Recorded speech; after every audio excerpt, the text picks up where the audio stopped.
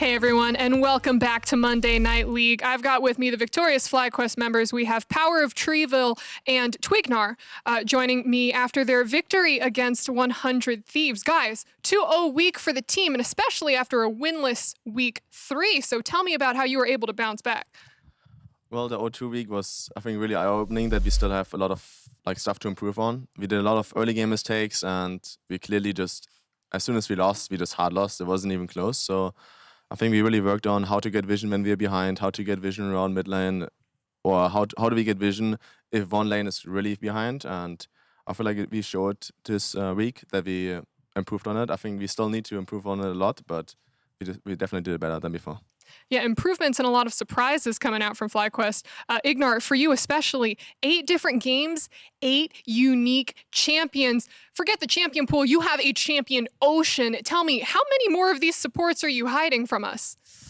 I mean, I can play just everything if I think it's good. So even without so much practice, I think, because I have my confidence at my mechanics.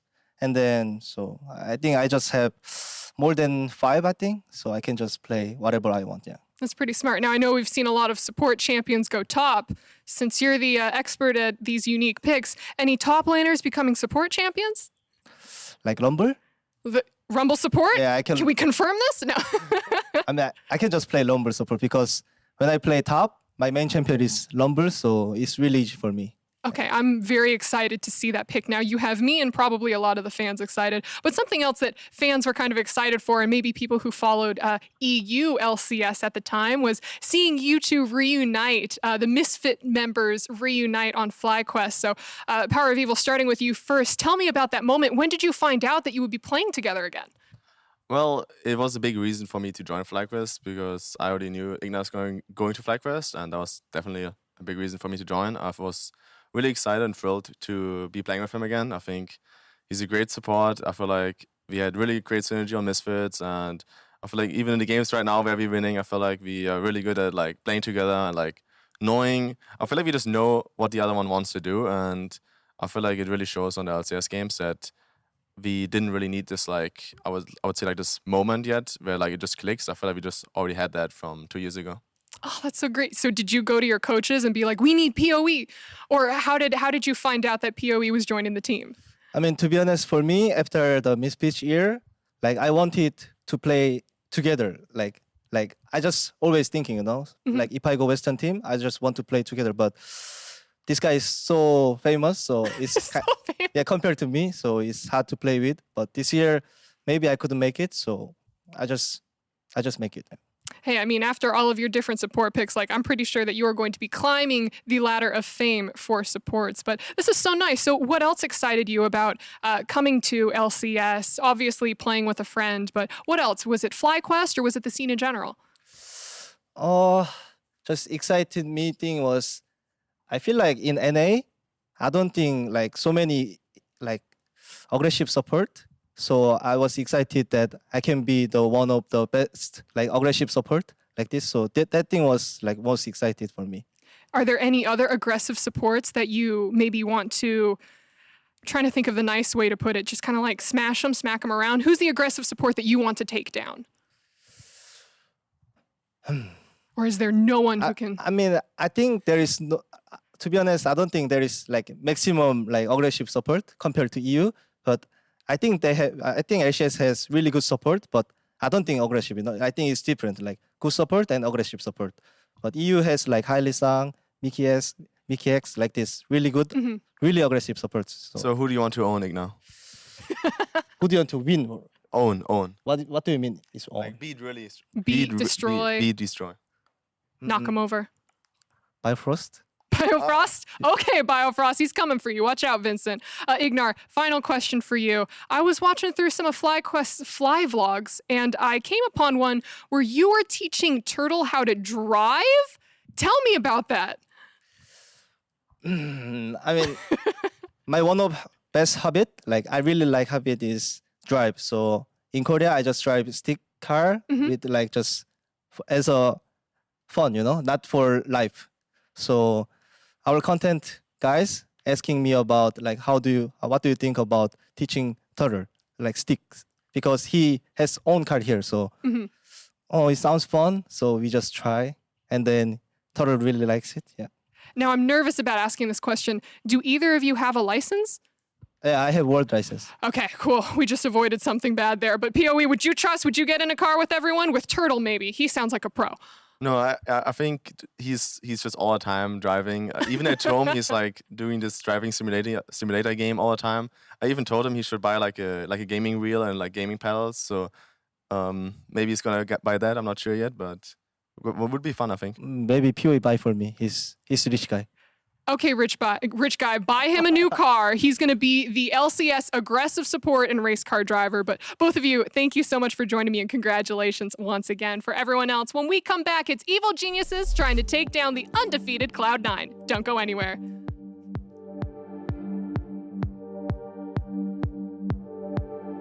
Bottom side, another play is going to be made now. Felio Salty dodged away by Cody's son. Stunt will fall. Here it goes. Someday and Meteo's going in together. The Viper is buying as much time as he can. Very well played from Viper. Wild Turtle will walk away. Santorin now the target. The sacrificial lamb. Play the sad music. That is disastrous. As the Ord Horn comes through, Meteos is thrown up into the air. They're still looking to go after Ryoma, and he will fall. Yeah. Oh, yeah.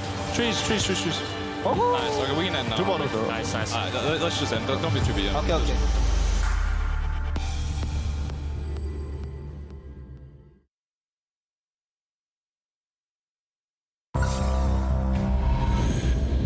Every click,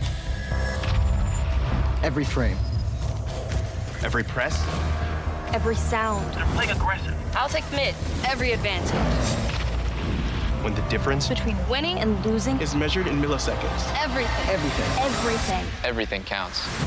The Alienware Legendary Battle Station.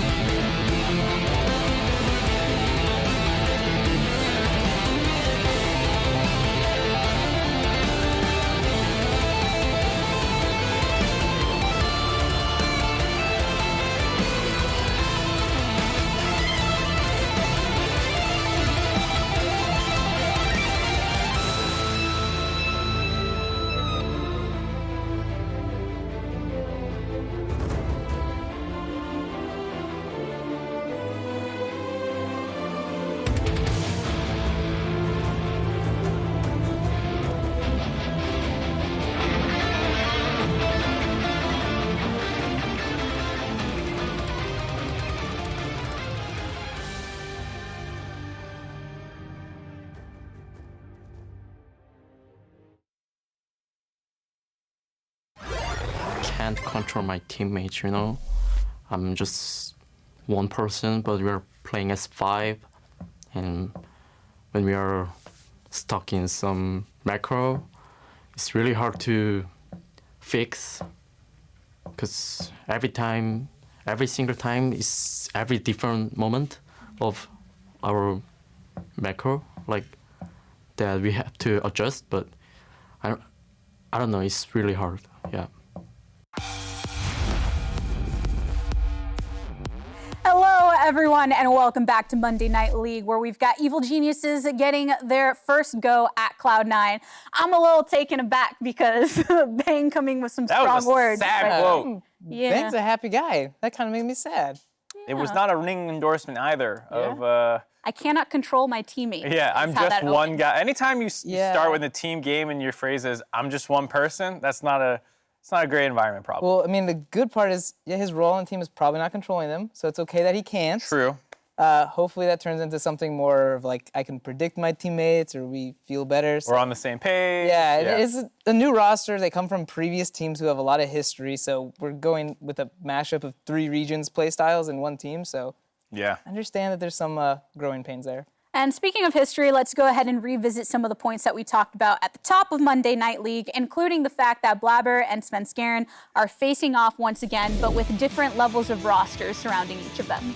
Yeah, I mean, Blabber and the rest of C9 look like studs, all pro, probably going to get placed in there. Easily. EG is struggling. They're up and down. Sometimes Jizuke is making the game-winning play. Sometimes he's diving a turret and dying. And I think that's sort of what Bang was alluding to. And Svenskeren is it feels like from what I see of him, a very team-oriented player. And so if someone suggests a bad idea, but he knows he should follow it, he will follow it. And so it's one of those things where some people are on the same page and prepared. Some people are trying to drag Jizuke back, and it feels like it's kind of stuck in between the two of being like an all-out, all-aggressive, all-the-time team, and we're trying to be a little bit more thoughtful. Yeah, I mean, I'm fine with that kind of style where one guy is like too him and you got to pull him back. I think that's much easier to learn and grow from. However, like I'm going to put a lot of the pressure on Svenskeren to make this work. I think he's a very seasoned player, and he's been able to shot call for many metas. So I'm expecting him to be the one to turn this team into his play style. Yeah, he's the 3rd highest win rate all-time player. It's just the problem is going up against Blabber, #1 all-time win rate. Yeah, but it's like 10% of the games that. Yeah, it's 200 versus 20 or whatever it was. So over time, if Blabber can keep that over this time, that's going to be crazy. Oh man, but it looks like we are getting right into our second game of Monday Night League. Evil Geniuses and Cloud9 taking one another on. So let's head into Champion Select. Again, this is the match that people are waiting for to see if Cloud9 can remain undefeated throughout Week 4. We've seen some other undefeated teams lose in Western League of Legends this week. G2 going 0-2 over in the LEC, and earlier tonight in Academy, the undefeated Dignitas Academy also fell to Golden Guardians. Congrats to Raz, my friend on coaching that team. Raz is a good dude. But now, we're going to see if Cloud9 can retain that undefeated throne. Yeah, and I mean, they were feeling pretty confident about it. I think, in the interviews going into the TSMC9 matchup, that was the one that they were most focused on. And sometimes when you get too focused on who you believe is going to be your toughest opponent, you can overlook someone. You can create the situation where it's a bit of a trap game. And I do think that you cannot underestimate Evil Geniuses. They have had some ups and downs. I do think Bang has been consistent, though. If Jizuke and Svenskeren put together a really strong game, it's not beyond belief that they could take down C9 by any means. EG feels like one of the biggest wild cards in the LCS right now, and I don't mean that in the term where it's sometimes used derogatorily to refer to teams from smaller regions, but I mean it in terms of you don't know what's going to happen. This is a team that is CLG's only win, and this is also a team that then beat Immortals when they were on a hot streak and were looking really good. So Evil Geniuses are really, really just all over the place with how well or how poorly they can perform. If somebody could beat Cloud9, like you said, if Cloud9 aren't properly prepared for this, it could happen. But damn, have they looked like so far above everybody else so far. Yeah, they have. I mean, Cloud9 has been making pretty short work of most of the teams throughout the LCS season. But, not only did we see EG actually take down Immortals, they also took down FlyQuest, who has 5 wins now too. So they've beat the second place team and the third place team, or tied for second team, whatever you want to call them. Now all that remains is the one that's sitting on top. Are the evil geniuses the hero killers after all? They're the We will blue have shell. to see. That's what they could be. Their color is dark blue, but unfortunately, they are going up against a different shade of blue. So we'll see.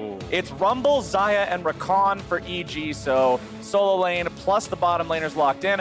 Over on the side of C9, they're going to switch things up a little. Also having the bot lane locked in with the MF Leona combo, very deadly there, as well as picking up the Gragas for the jungle. Yeah, Leona also considered a pretty good matchup, generally into Xayah and Rakan. You can just kind of follow that Xayah through the jump back to the teammate with the Zenith Blade, lock them down, and really set up well for MF, especially post 6. If you can get a good engage onto that Rakan and there is no Aftershock or anything procced, you can get 100-0 very easily in a stun into ultimate with the MF ultimate channeling over top. So they're going to have to be very, very careful about that. There's also some powerful engage here coming from the Gragas that has been selected for Blabber. And it is going to be the Olaf ban. Makes sense when you're playing the Gragas. That is one of the worst matchups for Gragas to actually go up against. And then taking out the LeBlanc, which has been Jizuke's most played pick. He has 3 plays already on it and did have 1 incredible carry performance on it. So trying to limit his ability to pop off. Evil Geniuses, you got 1 ban left to go. What's it going to be? Timers run out, and Yasuo is the pick. So Yasuo and Kiana both banned out. Olaf, LeBlanc banned out by C9. C9 still has to pick both solo lanes. We'll see which one they want to give that all-important final pick of the draft over to. It looks like it will be Niski in mid lane. You mentioned in the last game about how Aatrox is something that a lot of top laners are confident taking into a variety of matchups. Licorice has been popping off as a top laner. I am not surprised to see him being okay. Him saying, okay, skill check this with whatever you want. Yeah, exactly. I mean, there's just not really a lot of matchups that will trash you unless someone is willing to play very aggressive stuff, play a style that is built around them split pushing and dominating a side lane. And most teams, even if an individual is comfortable doing it, most teams are not comfortable with that overall strategy. So we'll see what Kumo wants to bring out. That could be a mid rumble, you have to remember. So we haven't necessarily seen the top lane pick yet for Kumo. Now, Jarvan's locked in for the side of EG, and Jarvan especially effective against AD carries that do not have any sort of mobility. Misfortune, if she doesn't have her flash ready, will be stuck in that Cataclysm. There's nothing to save her like a Thresh or a Tahm Kench. And it looks like it's Renekton in the top side to deal with Aatrox, Rumble middle most likely. Yeah, it should be Rumble mid.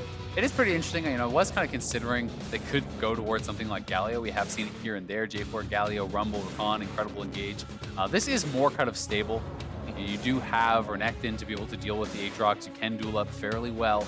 I do think it's pretty much a skill matchup, maybe more in Renekton's favor in the early stages. Cassio will be the answer here. So Cassio, you know, it's honestly a pretty tough matchup for Rumble. With the Scrap Shield nerfs that are in now on 10.3, you are going to take the bad end of a lot of these trades. If you do actually get tagged by the Q, Rumble can get the push early on and can get pretty heavy kill pressure, but Cassio is one of those champions that really can deal with you pretty effectively, especially if you're going to take Phase Rush. The ability to kite Rumble and punish if you ever overheat, to chase you down is pretty high, and it is an incredible team fight menace as you get into later stages that is going to make things really complicated for J4, Renekton, and Rakan, who are all incredibly reliant on those dashes, which is shut down by the Miasma. Plus the Rumble individually, the biggest source of consistent damage, the Flame Spitter, you've got to be facing your opponents to make that do anything. And as soon as you're looking at her, Cassiopeia's got the window to use the ulti, lock them down, and make that go the other way. Cloud9 and EG, the coaches are shaking hands. We're about to work our way on to the Rift here. Cloud9, I said it before, I'll say it again, because they have just seemed on an entirely different level of play from everybody else in the LCS throughout these first 3.5 weeks. It hasn't even been close. And the exciting part about it is that it's not just this really passive, defensive stuff. You know, they're not always sitting back and saying, okay, we'll outscale you. They are willing to take fights. They are willing to go at you, to skill check you in lane, to skill check you in 2v2s, and to continuously make aggressive plays, having the confidence that they will outplay you, that they will come out on top in those games. And that is resulting in so many of their wins being at or below 30 minutes. They're so much faster than the rest of the league, and they have been damn near perfect so far this split. Let's see how it goes. Loading into the Rift now, the final game of the week. Evil Geniuses in the blue, Cloud9 in the red. Can C9 complete the undefeated spree with week 4 here, continue going on even further into the midpoint of the split? Halfway through the split is literally just next week. We've already nearly gone through half of it. Time flies in League of Legends. Yeah, it's crazy, man. I feel like these years just fly by when you're doing the LCS. Well, Cloud9 would love to have the rest of the season go by, still going undefeated. No team in the LCS has ever gone 18-0 through the regular split. People are rumoring and whispering on social media about could this be the run. It's obviously still very early, but people love to have that kind of hope. I got a question for you. You know when Okay, you're what do you pitching a got? perfect game, you're not supposed to reference the perfect game, you're not supposed to talk about it? Yeah. So does everyone talking about a potential 18-0 jinx it and therefore guarantee that they won't go 18-0? Well, we can't answer that yet because we have to wait and see. Yeah, See, but this what's is your some- prediction? No, well, I'm not an analyst. I don't do fortune- predictions. You're the analyst. fortune teller, What's you your know? prediction? I'm just here to see how if it happens, it'll be absolutely incredible, and we get to That's make lots true. of hype stuff going into whatever next event that we go into. I mean, if you go 18-0, you probably win a split, and then we Get get a to make, trailer with some explosions. yeah, we're gonna get some Michael Bay tier explosions going into MSI. 18-0. Who else did that? Nobody. Yeah. But Evil Geniuses would love to shut it down right here. Remember, this is a team that, and I really enjoy the attitude they've had because they came in talking about how, hey, we're going to be better than Team Liquid. We're not here to be number 2. This is our goal. And their CEO, Nicole, after last week made a thing, well, we're even with Team Liquid, so we're doing exactly what we said we were going to do. So I enjoyed the taking it in stride starting off here in the middle of the pack, but to beat Cloud9 would just be an awesome way to end their 4th group. It really would, and Sven is going to be going for this red to enemy blue. Looking for a little bit of vertical jungling here, going to be able to grab that away. That's pretty cool. Also worth touching on a couple of the runes here. We can see Niski is actually going Conqueror. So this is not the phase rush. It means that he won't have the null shield. He won't have that kind of defensive ability that a lot of players do like in some of these dangerous AP matchups. But it will allow you to, in extended fights, really start to sustain heavily. When you go secondary into domination, you're going for Ravenous, you're going for Taste of Blood, and you combine that with a stacked up Conqueror, the self-healing on Cassio becomes very, very, very powerful. And Rumble can really struggle to actually punch through that if it's well played. And I like how EG played that jungle invade. They sent Jarvan into the bottom half, and then they brought their top laner down after securing lane priority to stop a potential counter invade from Blabber. So he is behind right now. Yeah, he's definitely behind. Blabber does actually trigger that vision plant, so they should know that he's down here on this bottom side and could look to make a response or potentially a gank. Svenskeren is actually set up mid lane here. He knows Blabber's on that bot side. Svenskeren, he Got the does flash. take a lot of damage coming out from Niski, but Niski is burning incredibly low. It is so dangerous. But Blabber, he makes the play. He needs a little bit more to successfully find this kill. Another barrel will seal the deal. He's taking a swig. He's looking for it, but EG managed to get both of their players out. Comes Licorice, though. Licorice is making his way down. Smite came out from Svenskeren. Licorice has made his way in. But now it's going to be a full-blown battle as the TPs are being used. Licorice will be taken down, but that's going to be a 2-for-1. Cloud9 able to make it a double over onto the jungler. Kumo running himself away almost back to the tier 1 turret. And Cloud9 will claim the fight. Niski with the auto attack. C9, 3-1. What an incredible collapse there.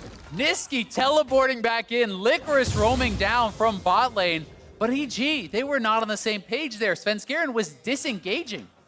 Niski flashes the flag and drag, and Svenskeren says, great, all right, that's it, we did it, we got the summoner. Jizuke is going in. He's overheating. He almost takes him down by himself. If Svenskeren had stayed around with him, Svenskeren had flash. That could have been an easy first blood kill. They were not on the same page. The communication was not there. And as a result, Blabber just continues the chase. He smites for healing, so does Svenskeren. Licorice has made that collapse faster. The Q flash knocks him up. Niski arrives with a teleport. Despite the fact that Licorice goes down, it's an easy chase down here for Niski, and Cloud9 gets so much more off of a jungle mid mistake from Evil Geniuses. And I want to go back to what we were saying, because the jungle advantages Svenskeren got for himself, it meant Blabber was out of things to farm at that moment if no ganks happened. That was the state of the game when we said, yeah, he's behind. But when you swoop in, you get 2 kills, and then you get priority over the map to take both Scuttle Crabs, that statement is now completely false. Blabber is feeling real good in this jungle. Of course he is. He's feeling incredible, and that's going to be one that's so frustrating because you can't necessarily say that what Svenskeren did was wrong or what Jizuke did was wrong. What was definitively wrong was that they both did different things, right? You know, getting the flash on a flag and drag, spending no summoners, and then walking off and saying, all right, we'll come back and I'll flag and drag and I'll knock him up with my flash and we'll kill him. That's fine. So is, you know, Jizuke going for the kill and Svenskeren flashing in and securing that and then hoping you can run away from Blabber in a 2v1. But they kind of split the difference and end up really paying for it. We'll see if EG can recover from that now, as they are about 1,500 gold down after that all played out. Not only was it 3 kills for Cloud9, they all had assist money tagged onto the end, including the first blood. It's so rough because it's not even just any team, right? You're falling behind against the best team in the league, who is 7-0. Svenskeren has made his way down into the bottom side, but so has Blabber. The Predator is activated. Zeyzal and Bang take a lot of damage here. Vulcan and Sven backing away. Neither one of them too worse for wear, honestly. Yeah. Sven didn't really take any of that damage. He was mostly focused on Vulcan, who is able to heal quite a bit of that up, and Blabber just looking to poke them out with that Predator barrel. He's going to be starting up this Dragon. Niski has priority. Mind you, Jizuke based and does not have TP, so you can't really contest this. It would be very much so a one-way trip. And if you try to go over the wall as J4 and get miasma, you can't even flash out. Yeah. So that, I think, is why Svenskeren is wisely not going to challenge. You know, the risk-reward there is just too poor. He will not try to do it, and that means C9 get the Ocean Drake here to start things off with. Feels pretty nice having that in lane. Only 7 minutes into the game, so we'll see how this continues moving forward, if they're able to stack those up very quickly, get an early soul. But right now, the farm across the lanes is looking pretty close, with slight edges going the way of Cloud9. Yeah, I mean, I think one of the most important matchups that is going to be swung by this Ocean is actually the mid lane matchup. You know, I referenced all of the sustain that is in this kit on Cassio, and Rumble does kind of have to wear you down. You can't just run at him necessarily and 100 to 0 him very easily. You are going to have to be trying to poke him down, utilizing Comet, utilizing Harpoons, and with the in-combat regen that is actually given to you from Ocean, as well as the early tier that he got because of those fights going bad, well, you can't really attack his mana, you can't really attack his health very effectively, so your only hope at that point is just kind of farming it out or maybe a jungle game. Bottom side, Sven nearly going to be killed here. EG in the 2v2, almost have the play, but now the junglers have showed up. Critically, Blabber is almost no mana, and he's in a bad spot. Sven makes his way back. He's not retreating fully from this fight here just yet.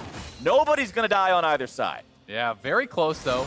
And Jizuke was roaming down, did have Equalizer, but he will back off. Really nice body slam from the disengage there from Blabber to actually prevent the flag and drag stun from connecting. Niski just shoving mid lane here, and it would have been a really risky play for Jizuke to look for, despite the fact that he had ultimate, so it will be another disengage, but Cloud9 extending advantages. You know, they are winning in farm. They do have those early kills in the Dragons, so not feeling like they need to force anything too hard. Rift Herald is alive right now, and everybody from Cloud9 just got back because of the state of their health and mana bars, and they've immediately run to the top side. You talked about it last game. This is what's in the textbook right now in the meta for professional League of Legends, and Vulcan and Sven have done their homework. They're here, they're ready to go, shove out the top side, and rotate down. Yep, both teams, though, matching. We can see that both sides have made the move. Zyra Khan moving up here for Bang and Zeyzal, so they are ready to contest if C9 does start it up. Critically, though, 3 members on EG, only level 5. All 3 of them are very close. Okay, Svenskeren just now hit 6, but Zeyzal and Bang would love to have those ultimates before a team fight. They'll probably get it here, pushing up. And I do think they want to have the opportunity to contest, because you can actually see on the minimap, it is Renekton running straight up mid lane, but will they be here in time? Let's see. Evil Geniuses trying to make the defense, buy themselves a little bit more time. Licorice over the wall, he's found his way onto Svenskeren, but Svenskeren's going into the pit now. Cataclysm comes down, there goes your Rumble. Ulti's been grabbing the kill onto Svenskeren, as now the rest of EG back themselves away. Will this fight go any further? Cloud9 seem to not be interested in chasing it. They got themselves the Herald, they got themselves a kill. Yep, they got everything they wanted. Neither jungler, I believe, able to actually smite that away. I think it just died to MF's ultimate.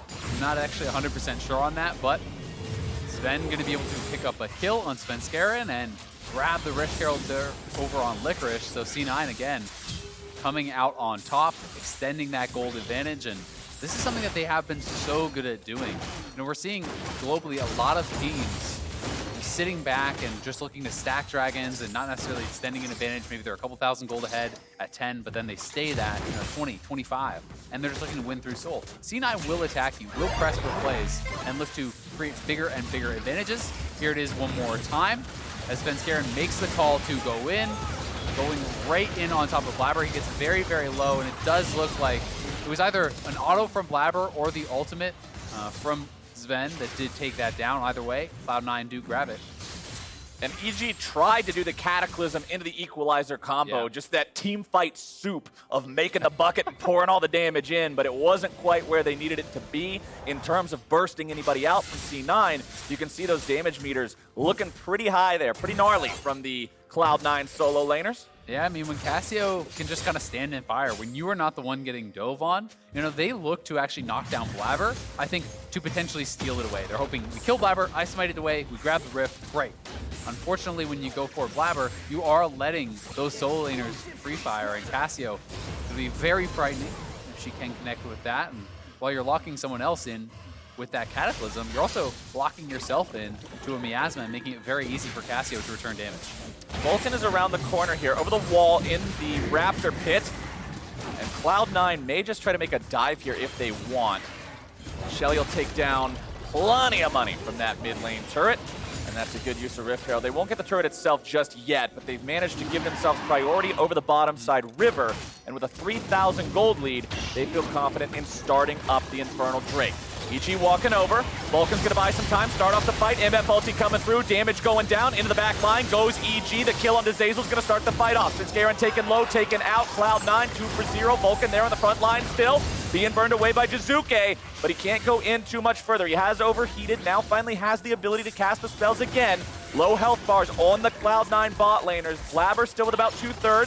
Jizuke and Bang doing what they can. Nice flash over the wall! And Jizuke will kill Sven for the second time this season.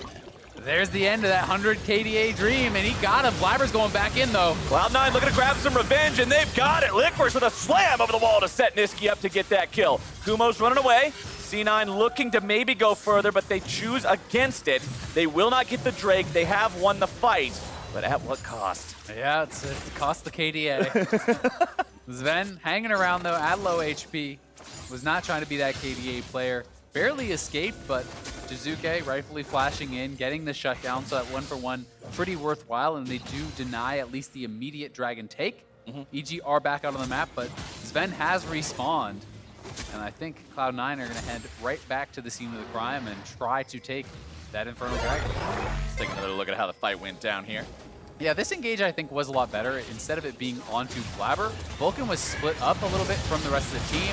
The Cataclysm right on top, then the Charm interrupting Misfortune's ultimate. Sven barely got out of there. He was down to under 100 health. He wants to hang around to potentially help them out. Jizuke is overheated, but as soon as that expires, he actually spots Sven with the ward. Sven moves back, and he is going to take his opportunity to flash over, get the shutdown on this Misfortune who was separated out.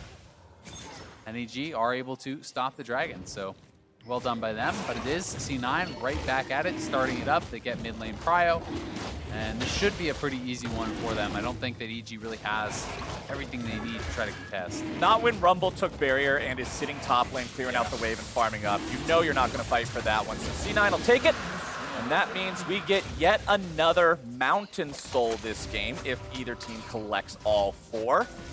Infernal and Ocean already under the belt of Cloud9 with a 4,000 gold lead. Still no turrets actually taken this game. We saw Cloud9 drop the Rift Herald in the mid lane. They got it down to about 20% HP, but that's all. So that gold bonus still available for either team. Yeah, and that could really explode the gold lead here if C9, who is already very far ahead, I mean, they're 4,000 gold ahead. Usually you only see those kind of advantages early on through turret takes, right? You won some fights, you took some turrets, so if they win another fight, it is going to be a very risky one. If EG decide to make a stand at perhaps the next Rift or the next Mountain Dragon, and it goes bad, you could not only lose that, but lose multiple turrets and then be incredibly far behind. So EG is going to really have to pick and choose where they stand and fight. 3-0-3 on Niski's Cassiopeia. 6 out of 7 kill participation. Been critical for what the team's doing from start to finish in all these fights. And remember, after the action's all done here on the Rift, it's only just starting for the broadcast. Tune in after for Monday Night League on twitch.tv/BudLight, where Avali's going to be hanging out with some of the players, having a good time. Cracking open a cold one with the boys and talking about the games we saw here this week. It'll be a good time. You don't want to miss that. But back into this game, Greg's trying to crack open a cold one on EG, but won't quite find the accuracy. Yep. Rift Herald, though, coming on up. EG is around mid lane, trying to get some priority back here so they can have the option of contesting. C9 very clearly wants to make the move over to the Rift Herald. You can see that Blabber and Licorice were already parked over on that side of the map. They have 5 members here. They have priority. They will make this move. And this should result in their first tower take if they get it. But EG's looking to contest. They feel like they got to fight for something. Don't want to fall further behind. I respect EG's drive to not just give away the game, but you got to be careful. The MF ulti comes out, and now Svenskaren's in the middle of 4. The damage goes through, and it is doing so much. Niski's on a rampage. The damage just pours into the EG health bars. Jizuke is occupying Licorice, and by occupying, I mean dying. He is gone as well. A double kill over to Niski, but C9 also lost 2. The fight has gone the way that they wanted so far in terms of the advantage, but can they get even more? Bang trying to flash away, Kumo getting out now as well.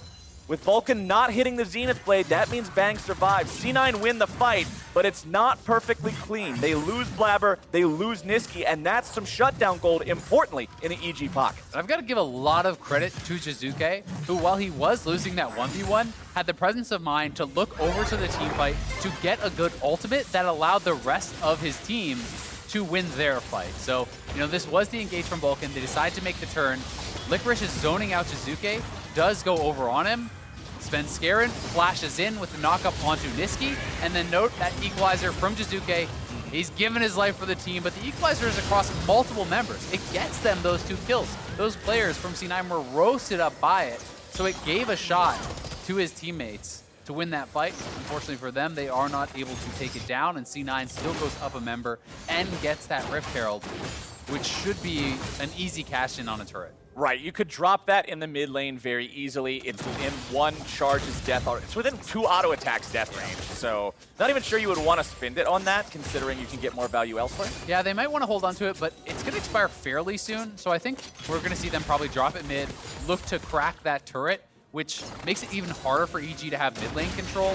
And then you utilize that additional mid lane control that you've gotten to get yourself that 3rd dragon, which is coming up in a minute. So that's kind of what I'm expecting here from C9. We'll see what they decide to go for, though.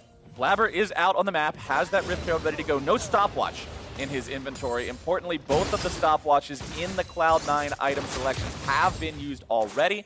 Over on the opposite side, none available either. So that means both teams don't have those get-out-of-jail-free cards once somebody goes into these team fights, which we've seen be very chaotic so far between Cataclysms, Equalizers, Petrifying Gazes. There are so many tools on both sides to just create havoc in these 5v5s. One of the most concerning things, too, for this game, from the Evil Genius side, is actually where the gold is allocated. Every damage dealer, every main carry on C9 is so far ahead. You have nearly a 2,000 gold lead in the mid lane. You have plus 1,000 gold in the top lane. Over 1,000 gold in the bottom lane for Sven.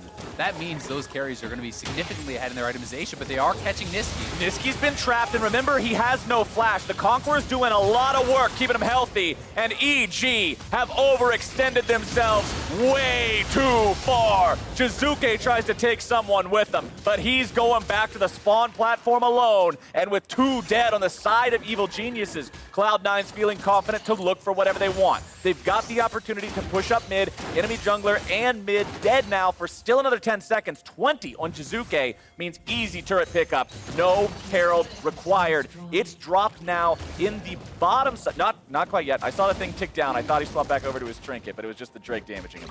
I got you baited. I got you baited. They didn't need it for bottom side either. Yeah, well, they got a couple of kills, so they're going to have a lot of priority. They can pretty much do whatever they want with it at this point. Will be their 3rd dragon. You see how damn tanky Niski can get. He had the Seraph's completion. That was very, very key. Also, all of the healing he has, because he's been in a lot of fights, he should have very likely a fully stacked Ravenous. So it's actually 4 out of 5 stacks already. He has the Conqueror healing coming through, Taste of Blood, and all the healing that is in that kit. Was able to just absorb so much. So this, I think, is a pretty good play. They knew that Flash was down for Niski, so the equalizer comes across, it is placed well, in goes Stunt. You would think you would be able to burst him down, but because of that defensive shield, because of all the self-healing, Niski withstands it, and Zuke really had no way out, so he tries to turn around and get a kill and maybe stop them from getting something more. I can understand the thought process. Hey, immobile carry, no flash, he's alone, let's go after him. Yeah. But the only source of damage that can follow you up is an equalizer from your mid laner who's 1,500 units away. He's not a Felios. He can't contribute with auto attacks or anything from that range. So you have to be careful and mindful of just how far you want to extend yourself. It costs them a fight that turns into 2 turrets plus a Drake plus the kill money. And now Evil Geniuses find themselves really, really far behind. There goes Shelly. That'll take it up to a 7K gold deficit just shy of 21 minutes. And I think it's one of those things where sometimes you can lose track of how much you need to actually take someone down when they're this far ahead, right? Because, you know, you wouldn't necessarily always have a completed Seraphs at this point in the game. He has the additional levels, which gives him even more health. You know, there's so many things that you have to really be kind of tracking and calculating.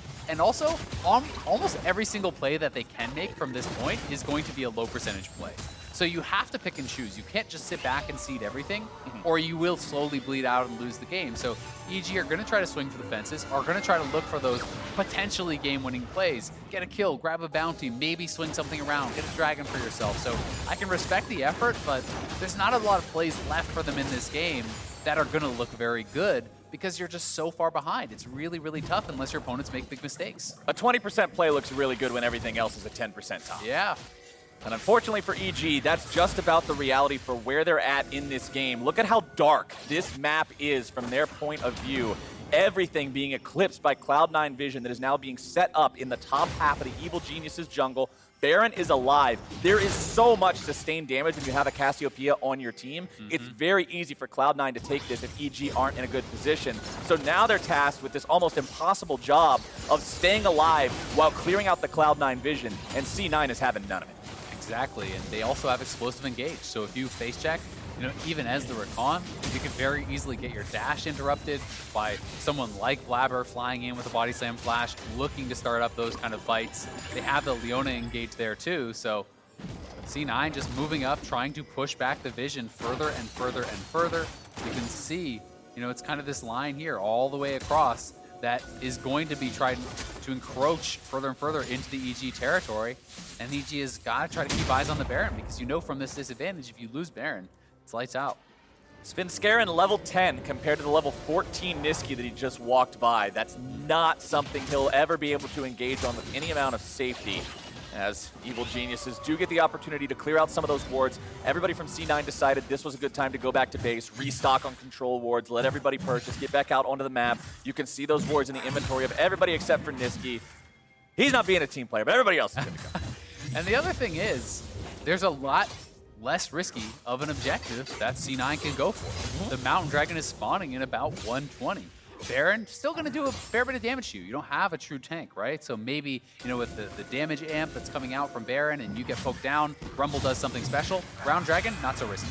Licorice and Kumo passing by each other there, but with backup coming in for Evil Geniuses, Licorice has to head for the hills. All of EG coming to collapse now as Niski and Blabber have made their way down to the fight as well. Blabber's able to find a nice cast onto Jizuke, bring him back. Miasma going to provide the opportunity for the DPS. Vulcan coming in from the side as the bullet time rains down.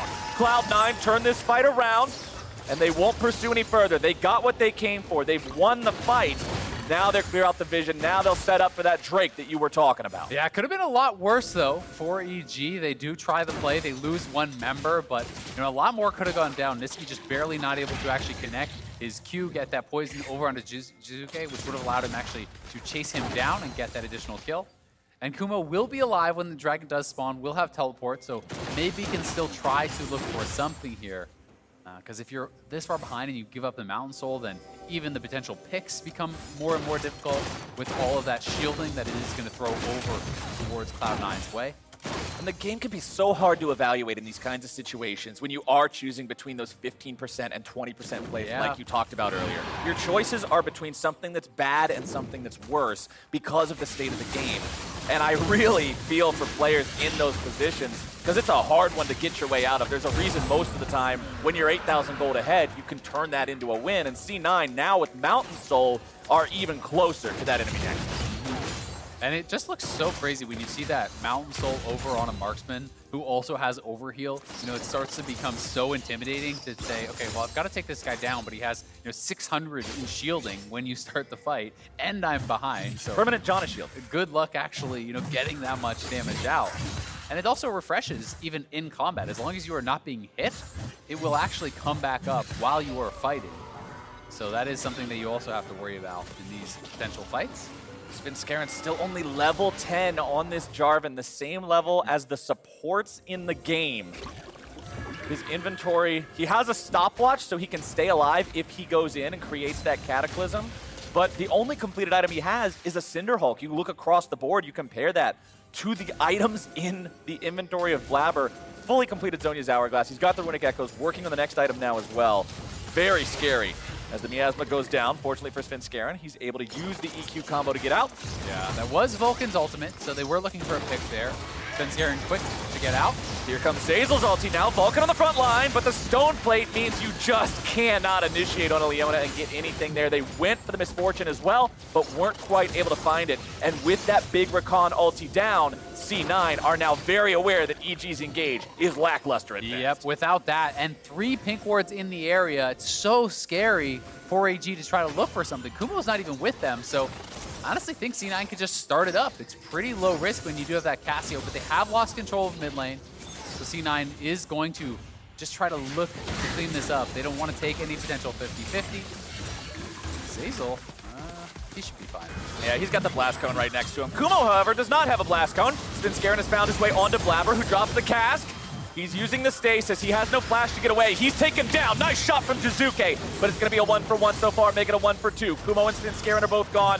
Licorice fighting 1v2 in the back line, does not even seem to care. Why would he? Equalizer drop. All that's going to do is farm up a couple wolves, and C9 are just getting away with murder here. Yeah, they're so far ahead. That Death Dance getting so much work done for Licorice. When you're up levels, when you're up gold, the life steal becomes so difficult to actually deal with there. The Baron is going to be going Cloud9's way. And I think we're going to see the game end during this Baron. They are so strong right now and have just been dominating this game. Ooh, the ulti from Vulcan almost catching Bang out. Flashing away means he'll survive, but that's a critical summoner spell to not have available for what is likely your game defense. If this doesn't work, Cloud9 can run it all the way down mid. Let's take another look at how this fight started with Licorice and Kumo. Yep, Licorice gets jumped on by multiple members. Blabber comes around, and EG sees an opportunity, and this is a good opportunity to go for. They do get the initial kill. You know, it is a 1-for-1 though, as Licorice has chased someone down, but he's still full health, and he's so damn tanky with that Death Dance. All the CDR he has, he's healing right back up. The Q into 2 autos, see, like every auto is over 100 in healing, right? You just can't punch through that, so he's able to buy enough time for the rest of the members to get over there and help to take down Jizuke. Gargoyle's Stone Plate finally completed onto Svenskeren, so he'll be a little bit tankier now when he jumps into these fights. Might be able to survive in his own Cataclysm. You can see Executioner's calling on Kumo, so he's got the ability to try to stop some of that healing if he's ever fighting the Aatrox, but there's just so many things to have to account for when you're up against a team that's 11,000 gold ahead of you. Niski and Zen putting in the DPS onto the turret to take it down, and it's Cloud9 who have now made their way onto the base of Evil Geniuses. 2 different lanes now being pressured at the inhibitor turrets. Zen will step up, throw some auto attacks through there. All you can really do is, if you're EG, you go for the Hail Mary. You have to hard engage on one side or the other, because if you sit back, you're just going to lose your base, and it's going to be over before you even fight. So they are going to try to engage on the bot side. There it is. Vulcan and Blabber on the front line, and Sven unleashes the bullet time. There's your Cataclysm into the back, but it's not going to do a whole lot of anything. Svenskeren is done so, and Kumo's going to follow shortly thereafter. Stasis keeps Sven alive. Cloud9 have all the tools they need to win this fight, and Licorice is taking it even further.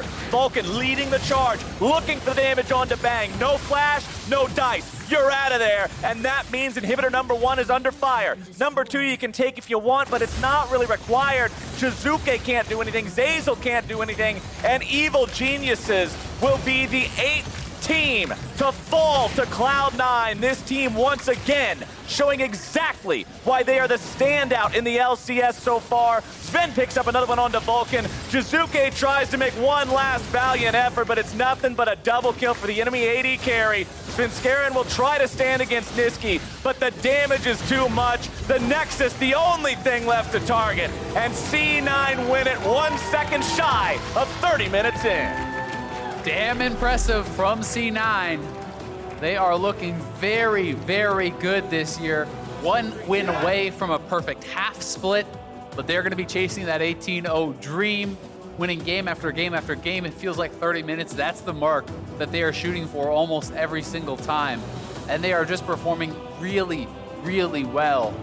You know, EG did swing for the fences on some of these plays, did look to try to find ways to battle back into the game, but C9 was ready for it when they went. C9 was always, felt like, first to the objective, first to prepare, and always very far ahead. And it all started at the very beginning of the game.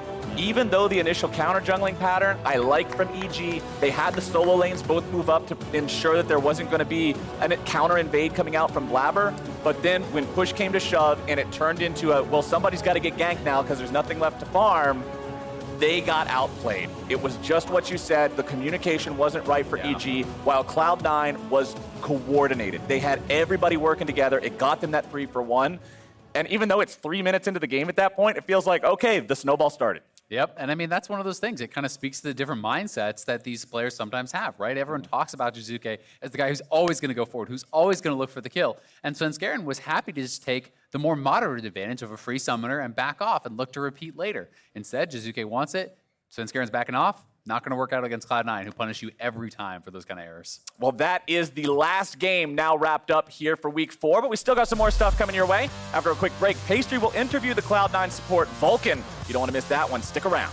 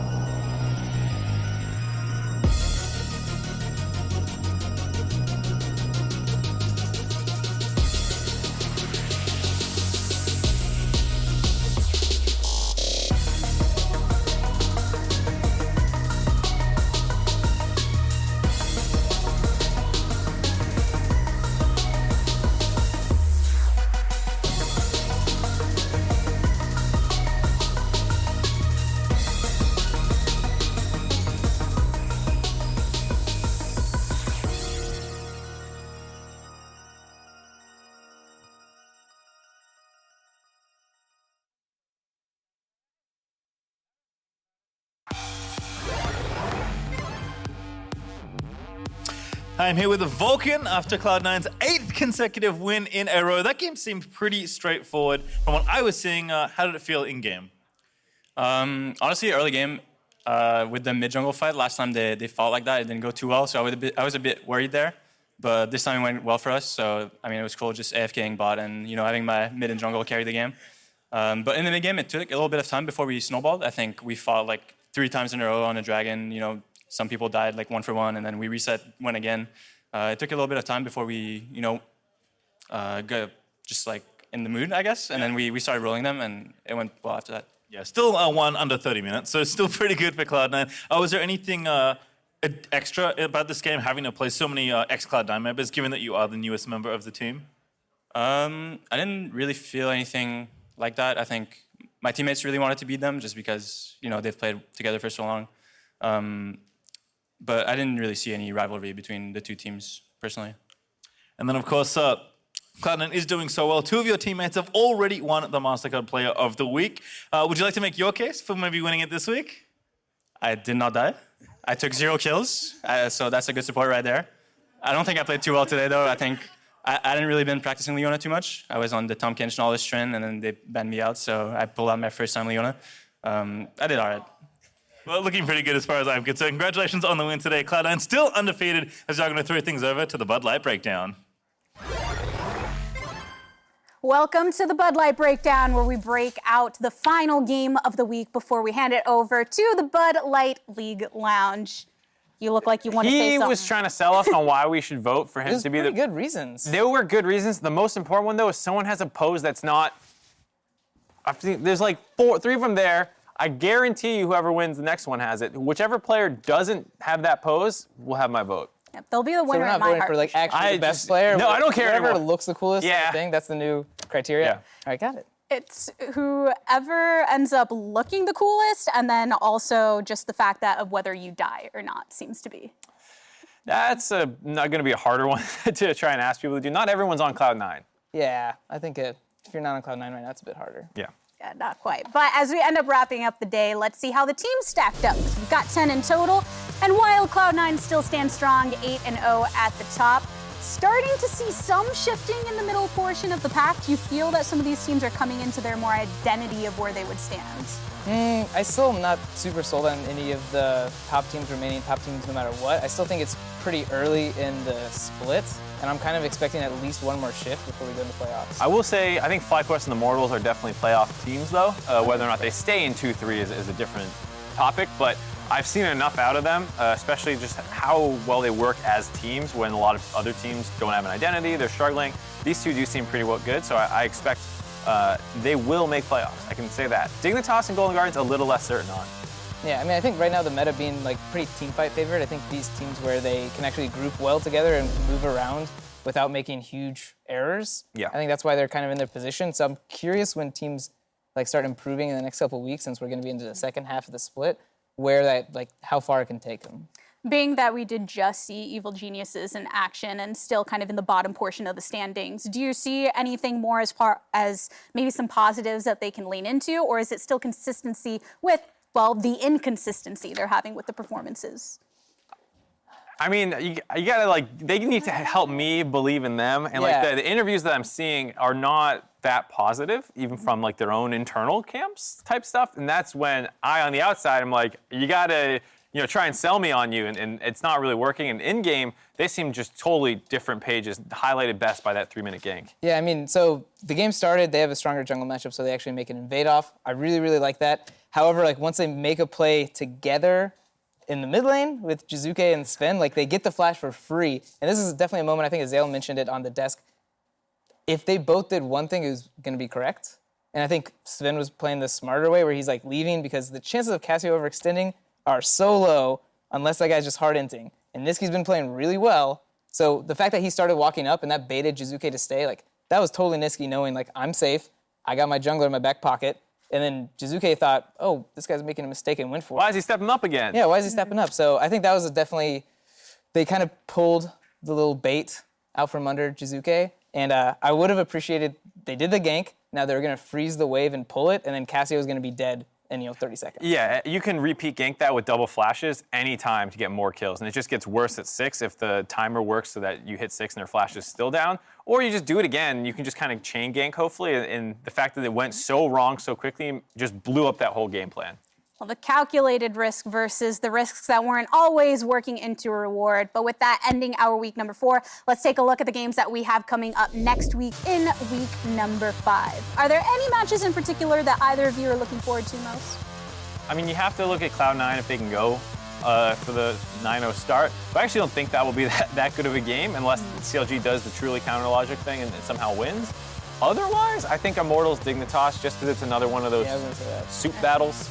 Yeah, I think Immortals Dignitas and then FlyQuest Golden Guardians are going to be pretty close. I think when we have to do predictions, those are going to be the ones where we get a lot of, like, not the same predictions. I don't know how to word that properly. Yeah. Disagreements? But, disagreements. But the Dignitas Immortals one I'm really curious about because I still want to see more out of Immortals in terms of like clean victories. And I think Dignitas is a good proving grounds where they have really high floor. So if they're able to do that against Dignitas, I'll be more comfortable saying they're our top team. Yeah, the strong ability of Xmithy to call out the win conditions compared to the opposite, and with a strong start, looking to kind of power through a bit. Mark, are there any aspects that you think that Dignitas could try to bring through to counter some of that more level-headedness we're seeing in the IMT jungle? Well, like you said, you heard probably say about floor, as in like all the players on Dignitas are really, really good. They're talented. And I would like to see them take more risky champions that force a little bit more skill checks because Ori and GP, which we've seen them play a couple times now, that doesn't do anything for your entire top side of the map. They basically are just farming and scaling. It's hard to make plays with them.